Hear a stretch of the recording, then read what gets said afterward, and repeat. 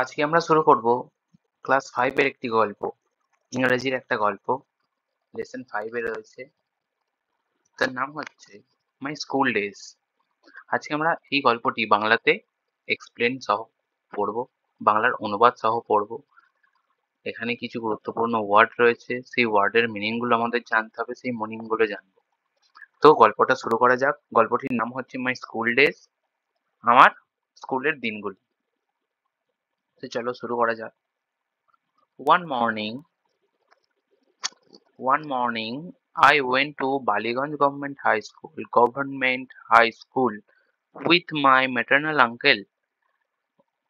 একদিন সকালবেলা আমি বালিগঞ্জ গভর্নমেন্ট হাই স্কুলে গেছিলাম উইথ মাই ম্যাটার্নাল আঙ্কেল, আমার মামার সাথে। The class teacher gave me a few questions to answer and also a few sums to solve. The class teacher মানে শ্রেণী শিক্ষক আমাকে কিছু প্রশ্ন দিলেন এবং সাথে দিলেন কিছু যোগ, সেগুলো সলভ করার জন্য। আই রোট দ্য অ্যান্সার্স, আমি উত্তরগুলি লিখেছিলাম। Solve the sums, and showed them to the teacher. তাহলে সেই সাম যে মানে যোগগুলো যে দেওয়া ছিল, সেই যোগগুলোর উত্তর করেছে, উত্তর করে সেই টিচারকে দেখিয়েছে। He went through the answers and নডেড। তো টিচার কি করছে, উত্তরগুলো দেখছে এবং ঘাড় নাড়াচ্ছে, মাথা নাড়াচ্ছে। হিজ গেস্টার, গেস্টার এখানে একটা ইম্পর্টেন্ট ইংলিশ ওয়ার্ড। গেস্টার মানে কি? গেস্টার মানে হচ্ছে আচরণ, অঙ্গভঙ্গি। His gesture indicated that my answers were correct and thus I was admitted to the school. তাহলে তার আচরণ দেখে বোঝা যাচ্ছিল যে, ইশারা করছিল, ইন্ডিকেটেড মানে ইশারা করা, ইশারা করছিল যে তার উত্তরগুলি কারেক্ট, ঠিক হয়েছে, এবং দেন দাস তারপরেই সে ভর্তি হয়েছিল স্কুলে। তারপর এই স্ট্যাঞ্জাটা বোঝা গেছে। এই স্ট্যাঞ্জারে যদি কারোর কোনো সমস্যা থাকে তারা কমেন্টে বলতে পারো। যাদের ওয়ার্ডে প্রবলেম হয় তারা ওয়ার্ড লিস্ট বানাবে, অবশ্যই ওয়ার্ড লিস্ট বানাবে। তারপরে stanza, Ballygunge government high school was one sorry Baliganj Government High School was on the eastern side of the Beltala road police station. তাহলে বালিগঞ্জ গভর্নমেন্ট হাই স্কুলটা কোন দিকে রয়েছে? পূর্ব দিকে রয়েছে। কোথায়? বেলতলা পুলিশ স্টেশনের কাছে। দ্য সাউথার্ন পার্ট, উত্তর দিকটা, উত্তর দিকের অংশটা। The southern part of the school was our playground. তাহলে উত্তর দিকটা ছিল আমাদের কি? প্লেগ্রাউন্ড, খেলার মাঠ। ইট ওয়াজ সারাউন্ডেড বাই এ লফটি ওয়াল। এর মানে কি? লফটি মানে উঁচু। তাহলে ইট ওয়াজ সারাউন্ডেড মানে ঘেরা। তাহলে তাদের স্কুলটা ছিল কি? উঁচু দেওয়ালে ঘেরা। When seen from above, the school looked like the English letter T. উপর থেকে স্কুলটিকে ইংরেজি অক্ষর টি এর মতো দেখাচ্ছিল। তারপর when seen from above, the school looked like the English letter T. তাহলে এখান থেকে আমরা কি দেখতে পেলাম? যখন আমরা উপর থেকে দেখছি তখন দেখছি কি স্কুলটাকে কিরকম দেখতে? ইংরেজি লেটার টি এর মতো।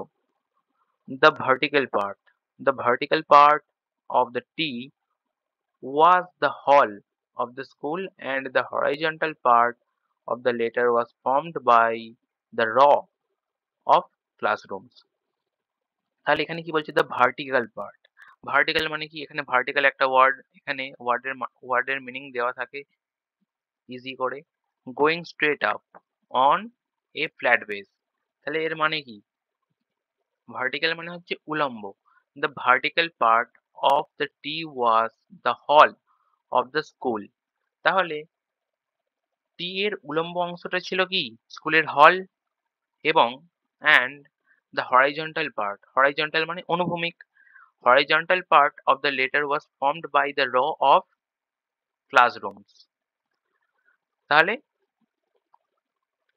এই যে টি অক্ষরটা ছিল, এই অক্ষরের অনুভূমিক অংশটা অনুভূমিক অংশটা ছিল কি শ্রেণীকক্ষের সারি দ্বারা গঠিত। র মানে সারি।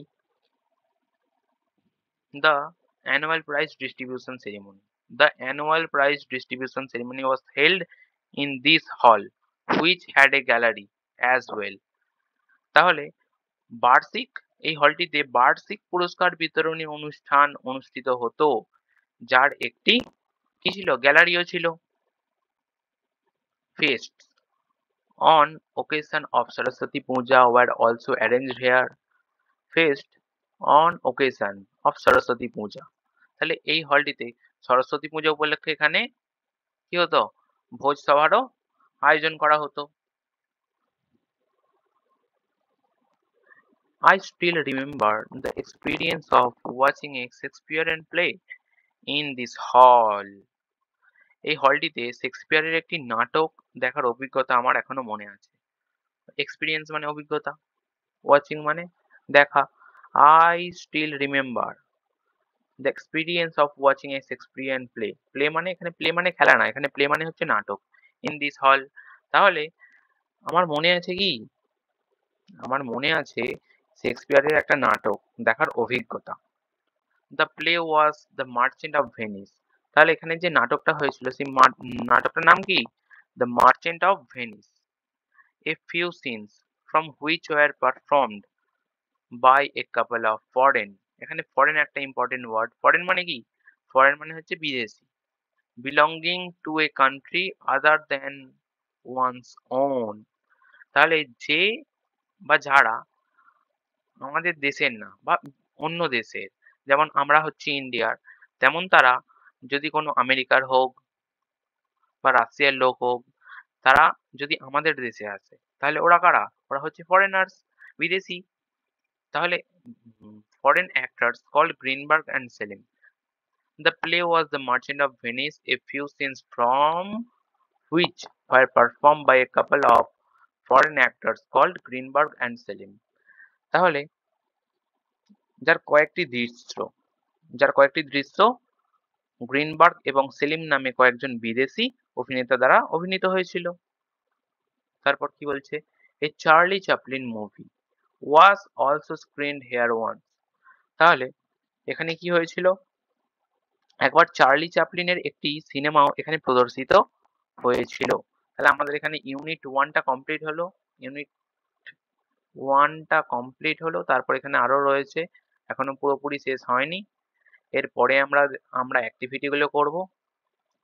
তোমাদের সবাইকে বলবো অবশ্যই ওয়ার্ড লিস্ট বানাতে, ইংরেজির ওয়ার্ডের মিনিং গুলো তার উচ্চারণগুলো সেগুলো খাতায় লিখতে, যার ফলে তোমাদের ইংরাজি দক্ষতাটা বৃদ্ধি পাবে। তো এখান থেকে বোঝা গেল, বাকিটা আমরা পরের দিন নেক্সট ক্লাসে আলোচনা করব। আপাতত এতটাই থাক।